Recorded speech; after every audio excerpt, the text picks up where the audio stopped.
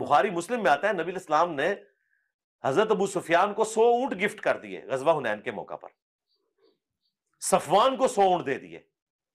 ठीक है, तो अंसारी चंद जो लोंडे लपाड़े थे, नौजवान लड़के, लोंडे लपाड़े क्या? लोंडे लपाड़े ये अरबी उर्दू डिक्शनरी में आप देखिएगा, लोंडे लपाड़े वो होते हैं जो कम उम्र के बच्चे जिनके ज़हन अभी इतने पुख्ता नहीं होते।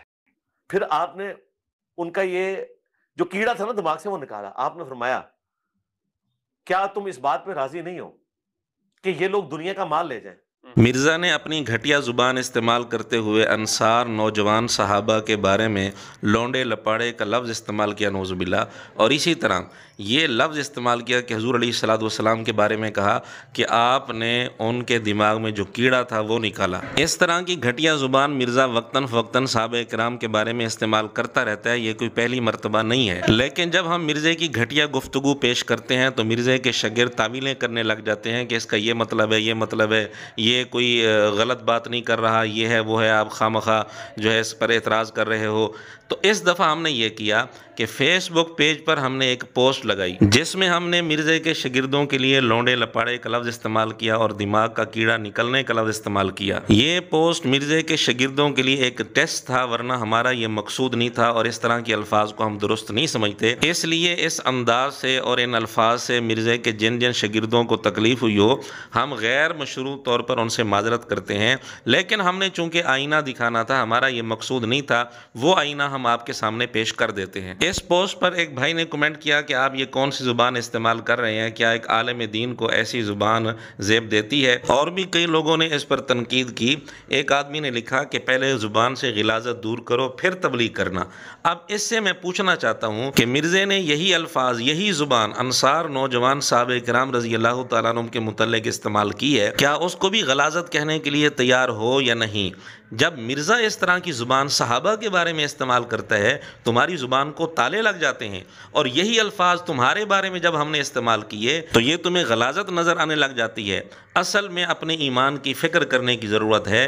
क्या तुम्हारे दिल के अंदर, तुम्हारे ज़मीर में गैरत बाकी भी है या नहीं? एक आदमी ने कमेंट में लिखा कि आपकी ज़ुबान से ही आपकी ज़ात का पता चल गया।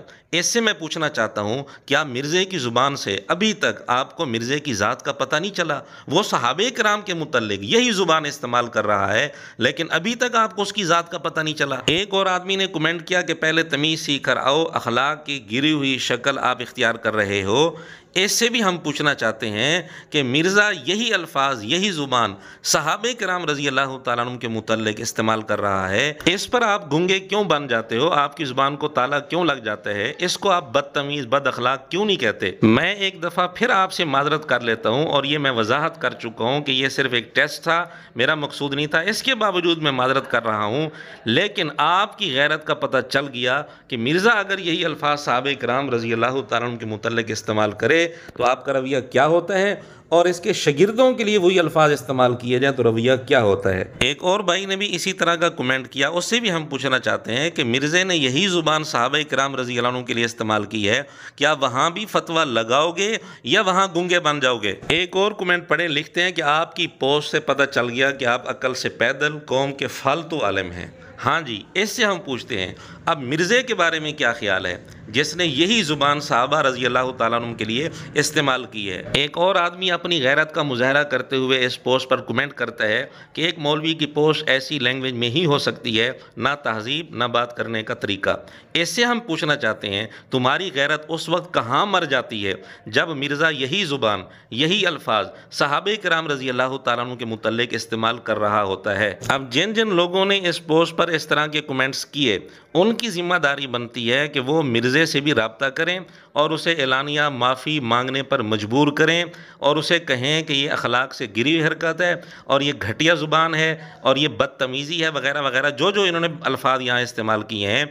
अगर मिर्ज़े से एलानिया माफ़ी नहीं मंगवा सकते तो फिर कम अज़ कम इतना तो कर सकते हैं कि एलानिया तौर पर मिर्ज़े से ऐलान बरात कर लें, और अगर ऐसा भी नहीं कर सकते तो फिर ख़ुद ही फ़ैसला कर लें कि इनके ज़मीर में गैरत बाकी भी है या नहीं।